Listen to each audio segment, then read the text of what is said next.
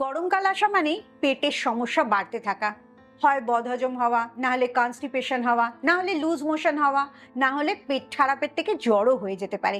এই সব কটা থেকে বাঁচতে মাত্র 5টা কাজ করবে। প্রথম হচ্ছে, সারাদিন ধরে অল্প অল্প করে জল খাবে।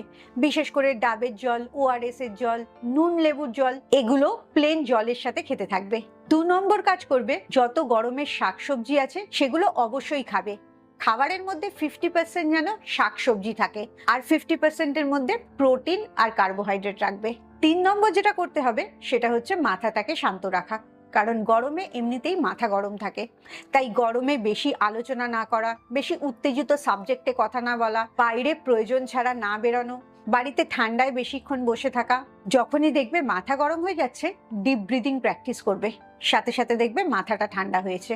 4 নম্বর যেটা করবে না সেটা হচ্ছে, চা বা কফি খাবে না। চা একবার খেলেও কফি একবারও খাবে না, কারণ তাতে আরো শরীরটা গরম হয়ে যায় আর কনস্টিপেশনের সম্ভাবনাও বাড়তে থাকে। 5 নম্বর যেটা করতেই হবে সেটা হচ্ছে, ভালো করে ঘুমাতে হবে।